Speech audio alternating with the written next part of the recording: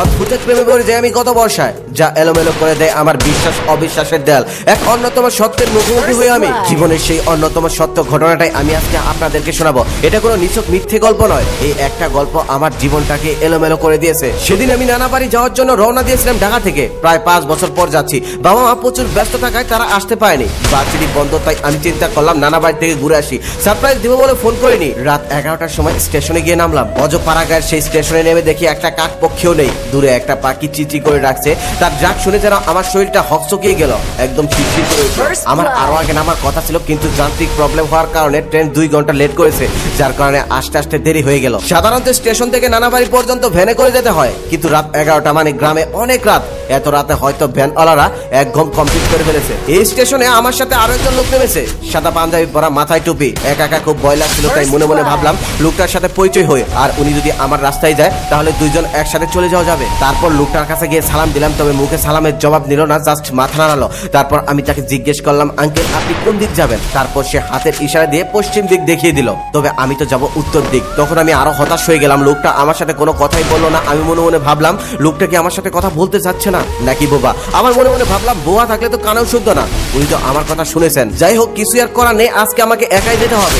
যখন ভাবছিলাম রাতের বেলা 5 কিলোমিটার রাস্তা আমাকে একা একা যেতে হবে, তখন আমার শরীর ঘেমে যাচ্ছিল। আমি এমনিতেই প্রচুর ভীতু, আবার গ্রামের রাস্তা অন্ধকারের মধ্যে একা একা হাঁটা আমার কাছে পুলসিরাতের থেকেও বেশি ভয়ঙ্কর মনে হচ্ছিল। ভয়ে আমার গা ছমছম করে শরীরের ভিতর দিয়ে একটা ঠান্ডা বাতাস বয়ে গেল। তখন আমি মনে মনে ভাবলাম যা হয়েছে হয়েছে, এবার নানা বাড়িতে কল দেই। এই ভেবে আমি ফোনটা হাতে নিয়ে দেখলাম ফোনে 1 ফোঁটাও নেটওয়ার্ক নেই। অনেক চেষ্টা করেও আমি একবারও কল দিতে পারলাম না। এখন আর কি করার, আমার তো কিছুই করার নেই। তারপর আমি 3 বার আয়াতুল কুরসি পরে ফু দিয়ে ফোনের লাইটটা অন করে আস্তে আস্তে এগুতে লাগলাম। যতই এগুচ্ছিলাম ততই ভয় আমাকে একদম গ্রাস করে নিচ্ছিল। কিছুক্ষণ পরে আমি অনুভব করলাম আমার পিছন পিছন যেন কেউ একজন হেঁটে আসছে। ভয় আমাকে আরো আঁকড়ে ধরছিল। অতীতে যতবারই গল্প পড়েছিলাম ততবারই এই লাইনটা দেখেছিলাম, রাতের বেলা পিছন পিছন কেউ একজন হাঁটার মতো। আমি আগে ভাবতাম লেখকদের আর কোনো খেয়ে কাজ নেই, এই লাইনটা প্রত্যেকটা গল্পের মধ্যে দিতেই হবে। তবে আজ বুঝতে পারছি যখন আমার সাথে এমনটা ঘটছে, মনে হচ্ছে সত্যি আমার পিছনে কেউ একজন হেঁটে হেঁটে আসছে। একদম স্পষ্ট কারো হেঁটে চলার শব্দ আমি অনুভব করছিলাম। আগে শুনেছিলাম এরকম পরিস্থিতিতে পড়ে গেলে কোনোভাবেই পিছন দিকে তাকাতে হয় না, পিছনে ভূত পেতনি যাই থাকুক না কেন সামনের দিকে আগাতে হয়। পিছন দিকে তাকালে ক্ষতি হওয়ার সম্ভাবনা থাকে। আমি এটা ভেবে শুধু সামনের দিকে আগাচ্ছিলাম। মনে হচ্ছিল এখনই একটা দৌড় দেই, তবে দৌড় দেওয়ার মতো শক্তি আমার শরীরে ছিল না। কিন্তু আমি যতই জোরে হাঁটার চেষ্টা করছিলাম ততই আমার পিছনের শব্দটা আরো জোরে অনুভব করতে লাগলাম। আবার পরক্ষণে মনে মনে ভাবলাম ওই পাঞ্জাবিওয়ালা লোকটা না তো, ওই লোকটা তো ভেবে বসলো না আমি ভয় পাই, তাই আমাকে ভয় দেখানোর জন্য এমনটা করছে। তারপর আমি না পেরে একবার তাকিয়ে ফেললাম, কিন্তু তাকিয়ে দেখলাম আমার পিছনে কিছুই নেই, একদম শূন্য।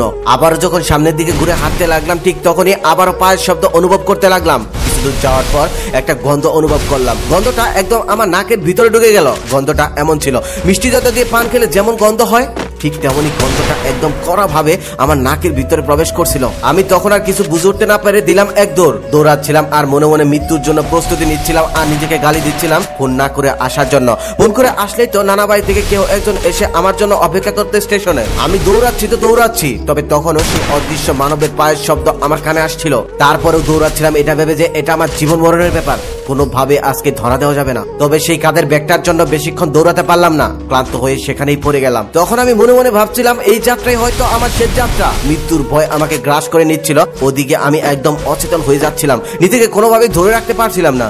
এক মুহূর্তের জন্য বাবা মায়ের ছবি ভেসে উঠলো মনের আয়নায়। বাসরির সেই শায়লার কথা মনে পড়ছিল। মনে মনে ভাবছিলাম শায়লাকে আর কোনোদিন বিরক্ত করবো না, আর কখনোই তার পিছন পিছন ঘুরবো না। আজ থেকে তুমিও মুক্তি পেয়ে গেলে। ঠিক তখনই আমার ঘাড়ে একটা ছোঁয়া অনুভব করলাম, একটা শীতল ঠান্ডা ছোঁয়া। ঘাড়ে হাত দিয়ে দেখলাম এটা বৃষ্টির পানি। তখন কিছুটা প্রাণ ফিরে পেলাম। ঠিক তখনই একটা বাড়ি থেকে একটা আওয়াজ শুনতে পেলাম, একটা মেয়ের হাসির আওয়াজ। তখন আমি মনে মনে ভাবলাম আশেপাশে বাড়ি আছে। তারপর আমি উঠে দাঁড়ালাম। দূর থেকে দেখলাম একটা বাড়িতে আলো জ্বলছে। দৌড়ে আমি সেই বাড়িতে চলে গেলাম।